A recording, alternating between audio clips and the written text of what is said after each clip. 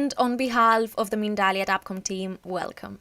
Today, Martín Merayo is joining us to tell us about living a course in miracles. Martín dedicates himself to study and share the teachings of A Course in Miracles in a clear and simple way in order to help us all achieve inner peace. So now let's not delay this any further and let's say welcome to Martín Merayo. Hello Martín, how are you? Thank you very much for being here. Hello Dalai, hello everyone. It's a pleasure being here. I'm very thankful for the invitation. I don't want to waste your time, Martin, so whenever you want, you can start with this conference, and I'll see you in a few minutes. Awesome. Well, time is never wasted. Never is wasted, the time. So today we're going to speak about a book, a blue book, a pretty big book, which is called A Course in Miracles. Maybe you already know it, but the point of this conference is to discover how can we live the teachings of A Course in Miracles? How can we apply them to our everyday lives? For me, the Course is a masterpiece because it combines a very profound, a very deep, a very radical metaphysical explanation of our whole experience here in a body, in this universe. But at the same time, it gives us a very practical approach that we can apply to achieve inner peace. The purpose of the Course is achieving and sustaining inner peace. And the strategy, or the way we do this, it may seem counterintuitive, but it has to do with removing the blocks to peace.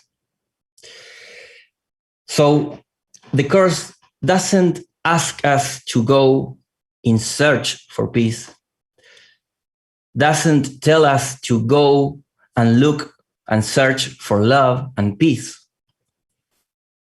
but it tells us to go and look for all the blocks, all the obstacles that we have built in ourselves that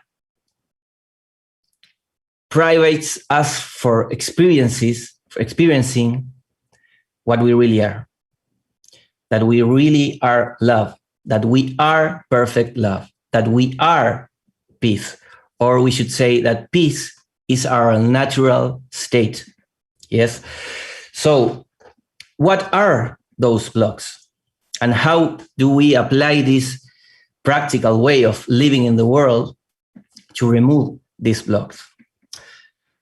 The first thing we should say is that these blocks are in our minds, are thoughts, mainly thoughts of fear and guilt, which all come from one simple but crazy idea that the Course calls the idea of separation, a tiny mad idea.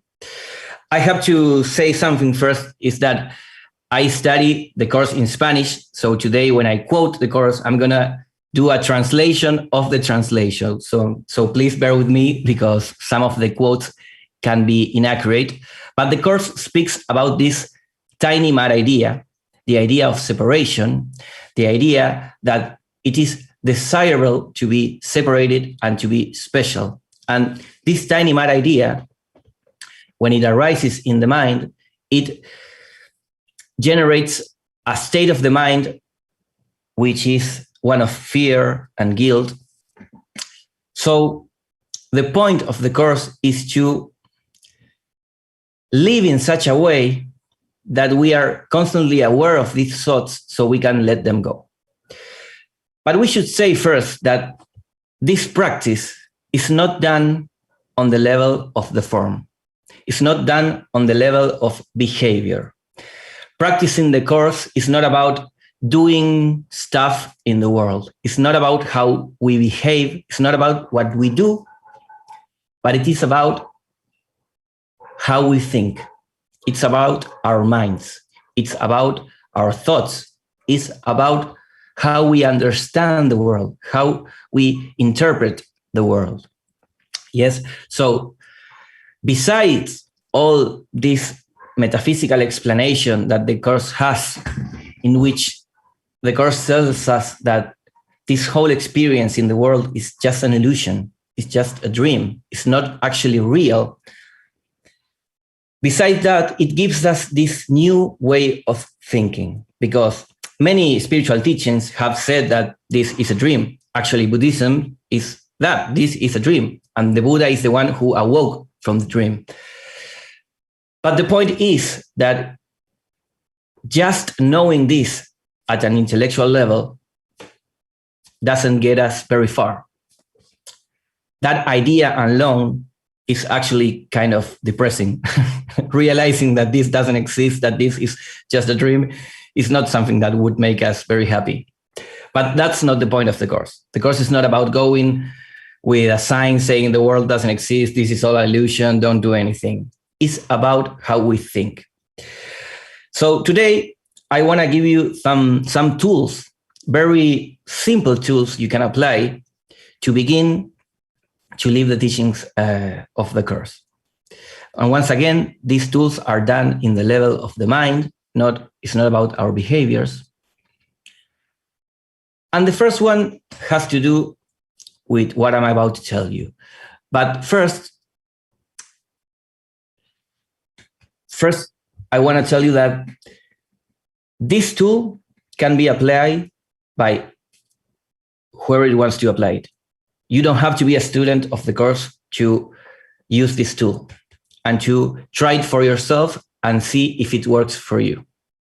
The Course is a spiritual teaching, but it's not for everyone.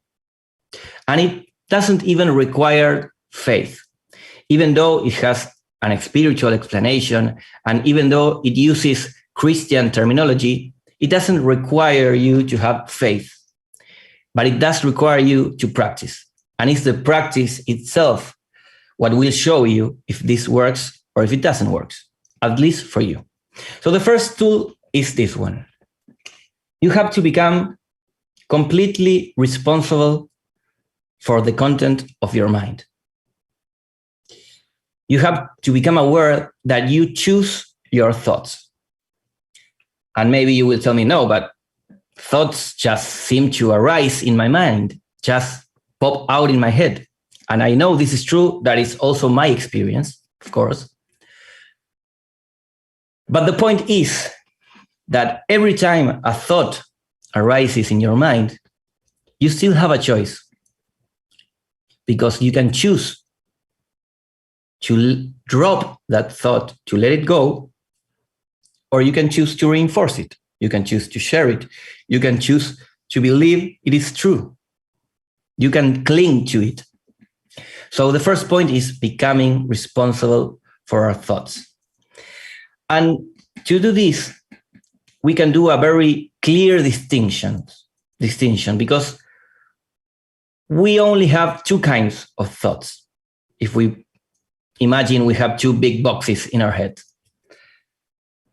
In one box, we put all the thoughts that are about love, our loving thoughts. And as you may imagine, in the other box, we have all of those thoughts. Sorry for my lousy English. I'm doing my best right now. And in the other box, we have non-loving thoughts. Thoughts that are not about love. Sometimes it can be quite hard to distinguish what is a loving thought and what is a non-loving thought. But I think that in the end, everybody knows. Everybody knows. So, does the Course tell you just think loving thoughts? No. It just asks you to become aware what kind of thoughts you are choosing to think. Because what will eventually happen is that when you practice this observation, you will begin to realize sooner or later that every time that you think without love, you suffer. You lose your peace. And in the other hand, that every time that you think with love, whatever is love for you. Every time that you think with love, sooner or later, you achieve peace. So this is the first tool, and it's very simple. It doesn't require faith. It doesn't require any belief in any spiritual explanation, because the course actually explains the root cause of all suffering, of all pain, of this whole experience.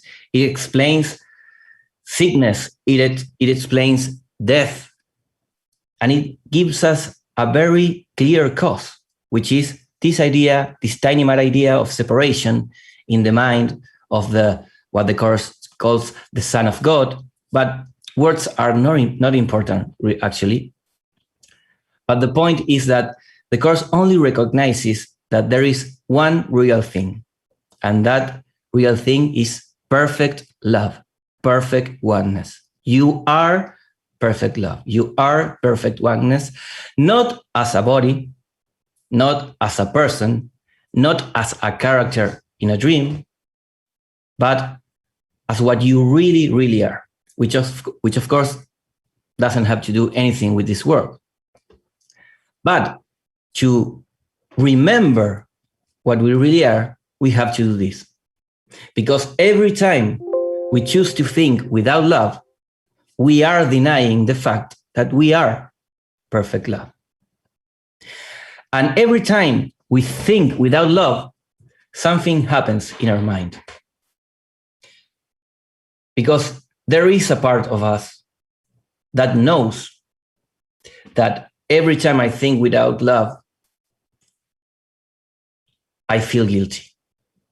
And that is the cause of suffering, the guilt that arises in the mind for every non-loving thought. So, first practice, just be responsible for your thoughts, become aware if you are thinking with or without love, and choose. You are free to choose whatever kind of thought you want to have. If you want to have non-loving thoughts, that's okay, that's fine, do it. But begin to understand that sooner or later you will lose your peace if you think without love. Sooner or later, guilt will arise in your mind if you choose to think without love. One thing we should set straight is that when we speak about love, we are not speaking about a feeling that we feel for the people we like in our lives. When we speak about love, we speak about our true self, what we really are. So we must not confuse the levels. There is a metaphysical level, a spiritual level in which we are perfect love, perfect oneness, and this level, the level of the dream, a dream in which we dream that we are a body, that we are a person, and that person has problems and gets sick and dies and all the nice things that happens to us in these lives. Of course, we have happy moments. Of course, we get a raise, we get a new car, we have children, and we have a good time. Nobody's denying that. But the point is that everything that happens in this world is an illusion, is a projection of a mental state. The idea of separation is a non-loving thought, is the first non-loving thought. But since we chose to cling to that thought, to make it real, since we didn't let it go, since we didn't laugh at that thought, we made it real for ourselves. So the world is a projection of this tiny mad idea of separation. So to practice this way of removing that thought, we become aware of every time we are thinking without love about the world. So that is the first tool. The second one is the cornerstone of the whole course. Since the course realizes that the problem is guilt and fear, then it should be obvious that, at least for the part of the guilt, the solution is forgiveness. And this is the second tool, forgiveness. And the whole course is based upon the idea that when we release guilt by forgiveness, fear begins to dissolve. And when we lose fear, and when fear disappears in our minds, we can remember that we are loved.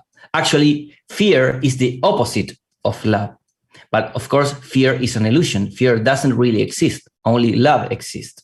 But since we believe that that we have separated from love, we are experiencing this whole mess of guilt and fear. So forgiveness is a way to release guilt. But of course, we are not talking about forgiveness in the usual sense, not forgiveness as the world understands it. It's a new kind of forgiveness that involves certain metaphysical understanding that this is all a dream, that we're perfect love, and that in the end, our true self is perfectly innocent, and that all of the guilt we're seeing around us is just a projection of our own guilt, of the guilt that arises in our mind every time we choose to separate ourselves. We choose in favor of that idea of separation. So forgiveness actually is quite complex, it's quite deep and profound. So I'm not going to explain it in detail right now, but at least what I suggest is you to try to forgive in any way you can. Of course, as you may begin to realize, this is like an expansion of the first tool, because forgiving is thinking with love. And every time you are thinking without love, it's because you are not forgiving. Actually, to put things a little bit clearer, what are non-loving thoughts? What is the opposite of forgiveness? Judging, controlling, condemning other people, criticizing. Every time you do that, you're thinking without love.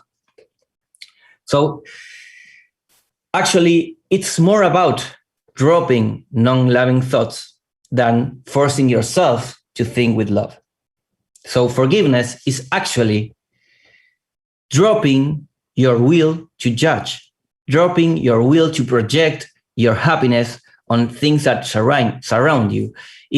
Forgiveness is about dropping your desire to hate. Because the course sometimes can become quite difficult because it requires us to look inside our minds and realize that there is a part of us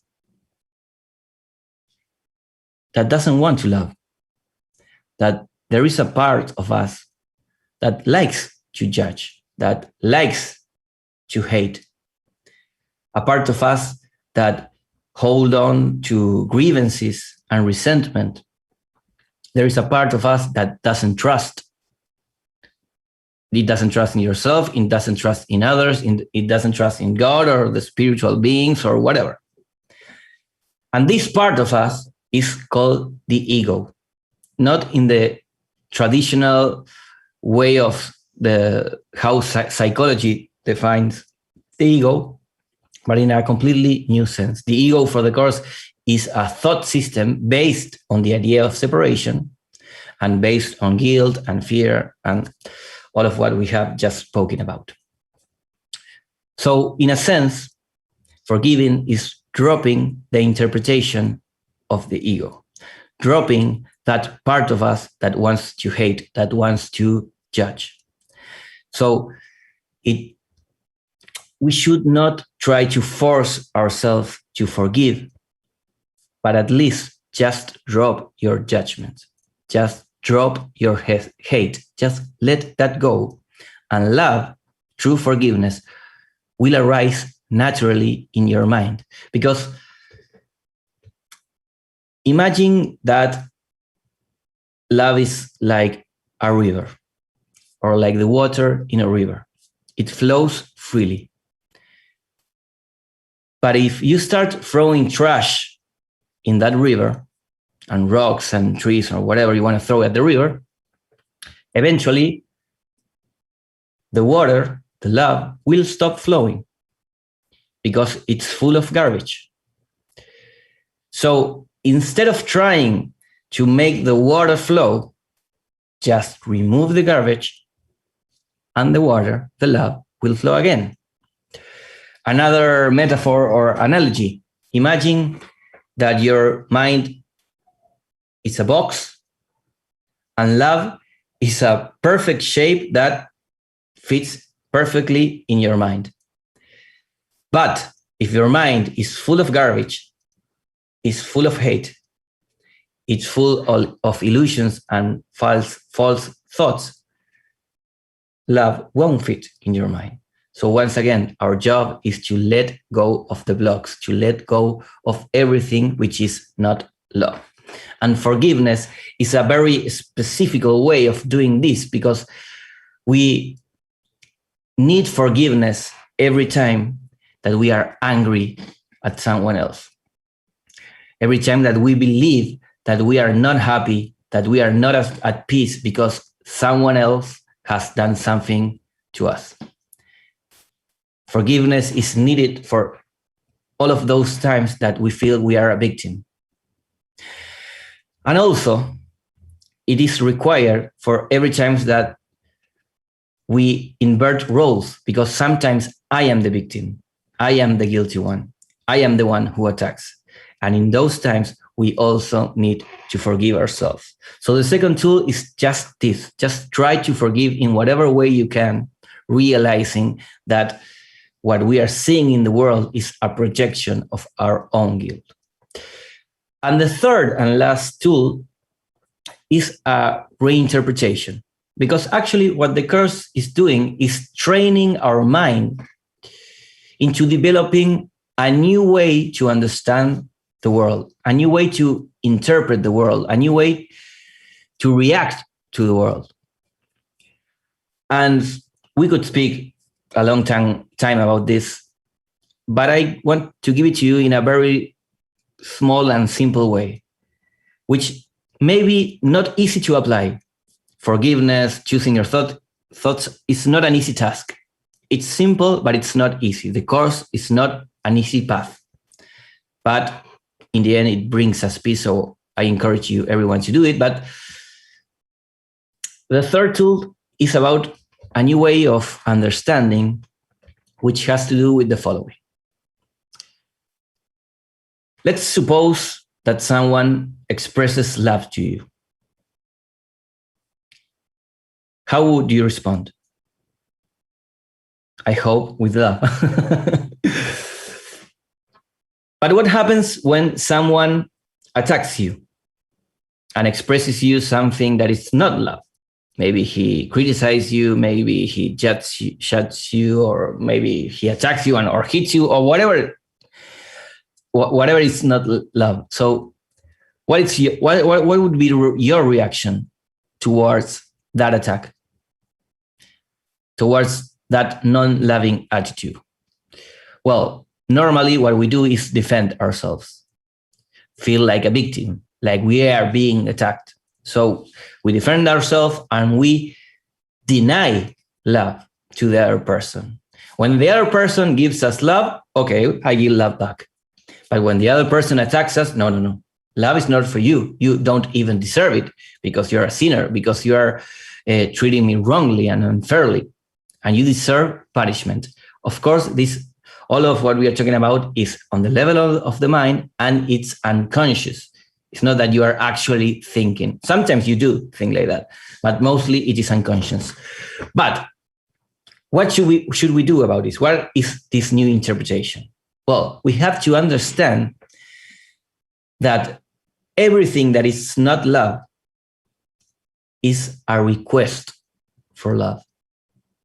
Everything that is not love is a cry for help. The person that is judging you, that is attacking you, is asking for help.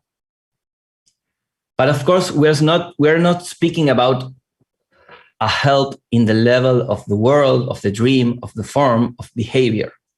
We're not saying that.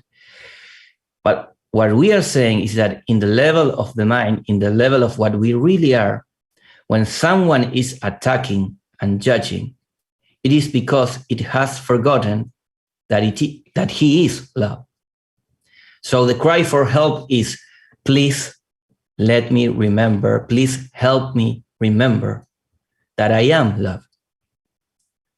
Please let me remember that if I attack, I lose my peace, and that I don't solve any problem by doing this. So every attack is a desperate cry for help from someone which has forgotten that he himself is love.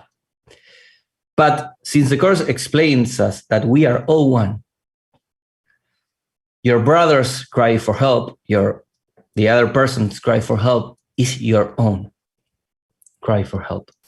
So every time someone is asking for help and asking for love, even though they are attacking you in a crazy way, which of course we shouldn't be permissive of that, but every time someone is asking for help, it is a reflection of your own cry for help, of your own experience of forgetting you are loved, because you are the one that forgets that is love, that you are actually loved. So what will happen if you interpret the world in this way is that when they give you love, you give love back. And when someone attacks you, you give love back because they are asking for love. And all of the love that you give to the other person is the love that you're giving to yourself. So if you forgive the other person, you are forgiving yourself. If you help the other person, you're helping yourself. So to sum up, because I know we have very few minutes, first, we become responsible for our thoughts, and we realize if we are thinking with or without love. Then we can expand that practice into forgiveness and realize that we should try in any way we can to drop hate, to drop grievances, to drop judgments. And the third is to interpret the world in this new way in which we recognize that everything that is not love is a request for love. And every time we give love, we receive it ourselves, because giving and receiving are actually one. So, of course, one last thing we should mention is that all of this, once again, is practiced on the level of the mind. It's not about behavior. I'm not saying that if someone hits you, you stay still and let him hit you any way he wants, because no, that won't be love for you. Is it clear? It's not on the level of behavior. If someone is attacking you, please put a limit and do what you have to do. What we are speaking about is about the way we think.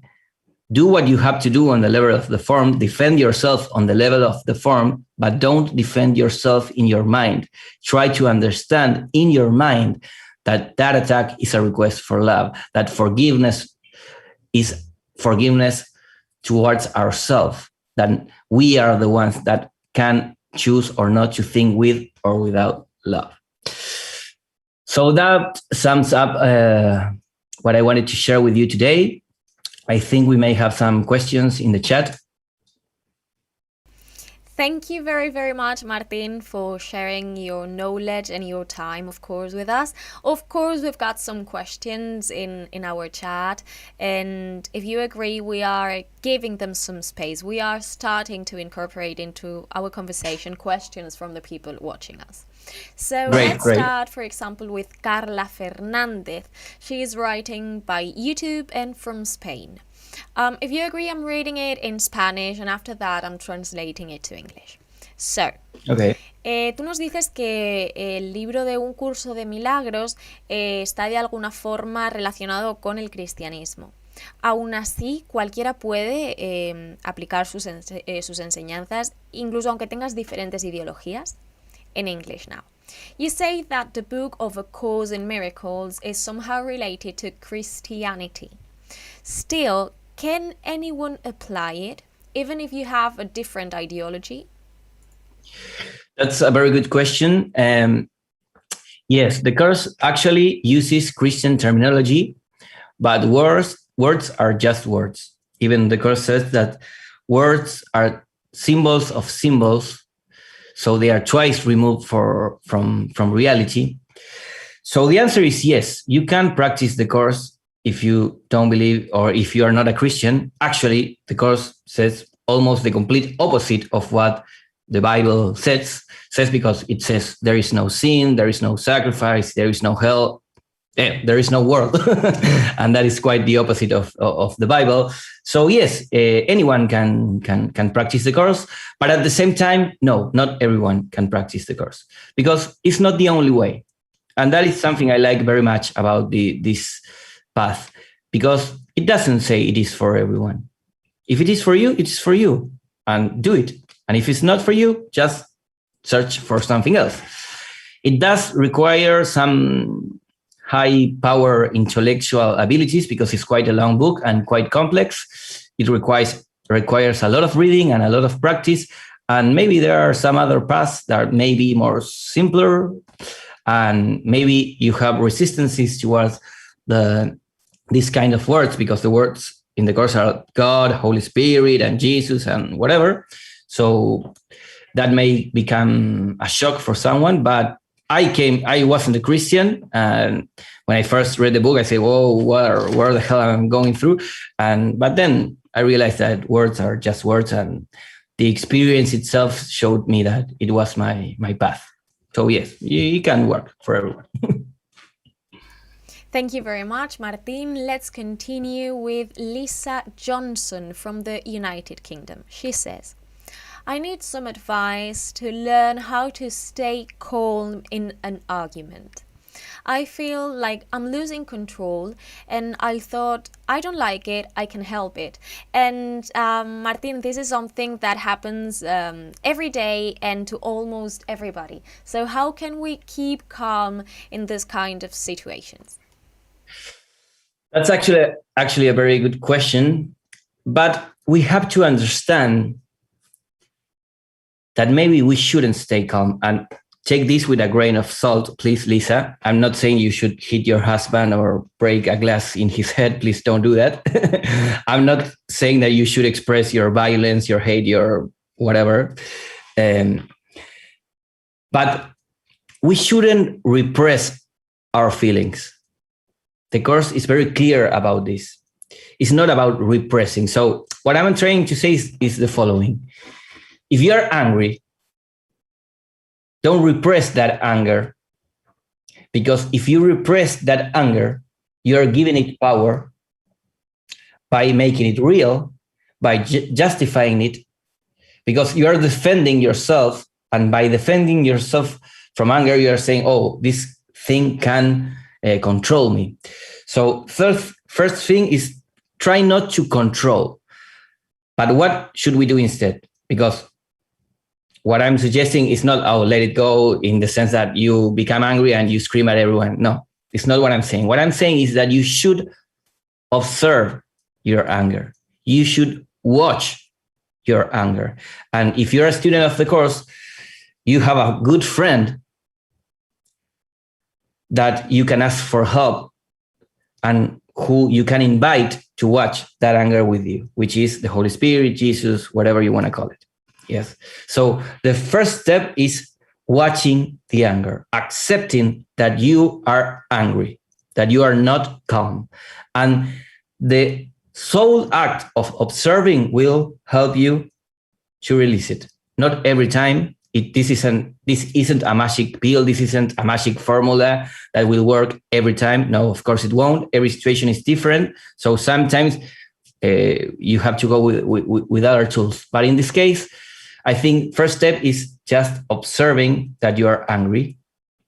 Ask for help for that part of yourself that remembers that you are loved, so you can watch that anger from a distance. And then you have to make a choice. Is this what I want? Is this what I want to feel?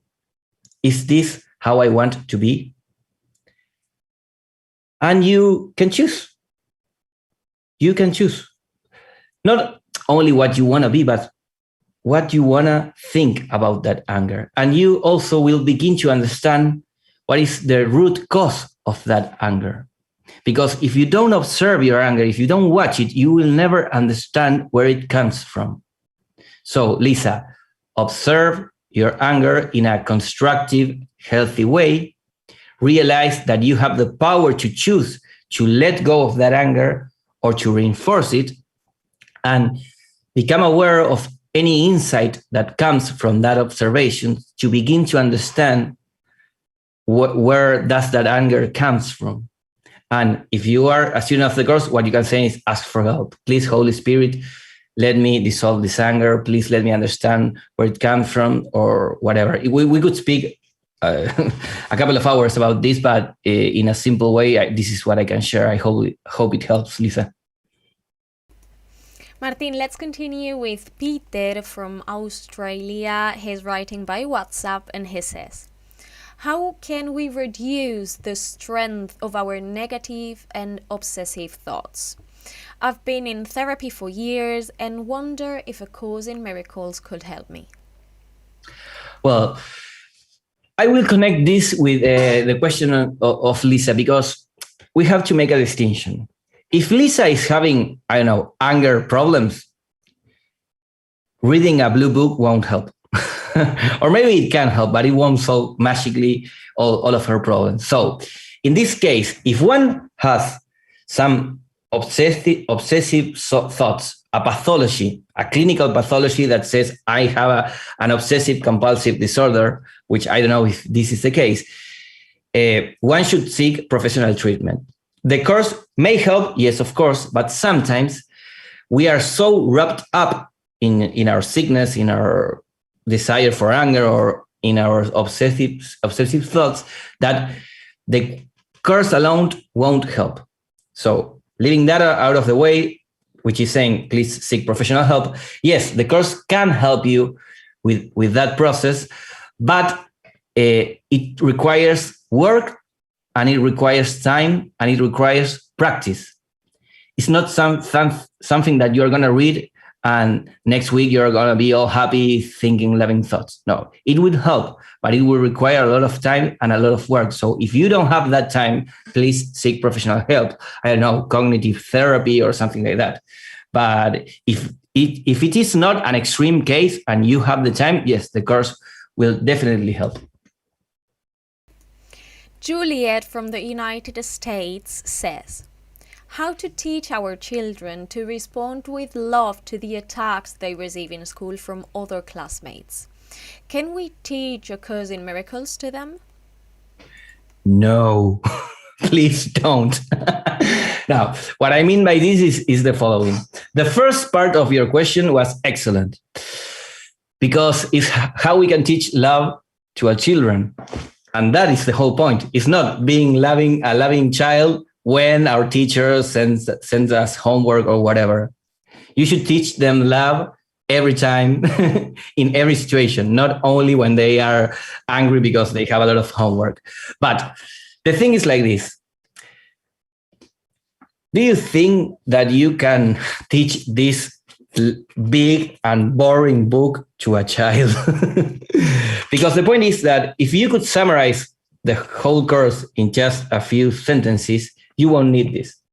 Yes. So if the book is what it is, it's because we need certain development of those ideas and some kind of practice and time for those ideas to become deeply embedded in yourself. And there is another problem with teaching this book to kids, because this book, in the end, it tells you you don't exist, brother. This is an illusion. So if you say to your kid, your teacher doesn't exist, or you don't exist, when that kid goes to school and says, I don't exist, oh my God, the bullying that they are going to make to him is going to be tremendous. So what is the correct way to teach our kids the course? Well, lead by example. You yourself have to be an example of love, a channel of love. If you in your life, if you forgive, if you are a loving person, your child will understand. Martin, we just have 2 minutes left. So from now on, I'm asking you to be faster because I want to answer at least 2 questions more. Okay. And just let me tell you that I'm still a baby girl and you cannot teach me this book, this enormous book, so not to children at all. Let's continue with Sonny Diaz from Mexico and by YouTube.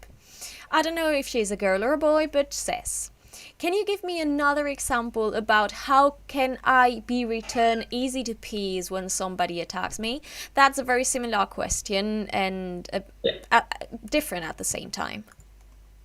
Yeah, the point is that if someone is hitting you in the street with a golf club in your head, that's not the moment to practice forgiveness. That is the moment to run like hell and look for safety. Yes.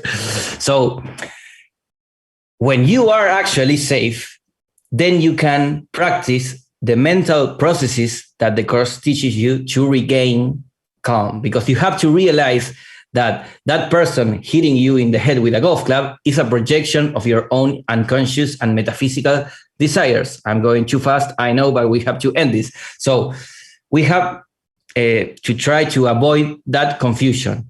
Forgiveness and calm is in the mind. Sometimes in life, we cannot do that because the reality, which is not real, of life doesn't allow us that time. But what will eventually happen if you practice enough is that forgiveness, it becomes like an attitude. It becomes your natural state.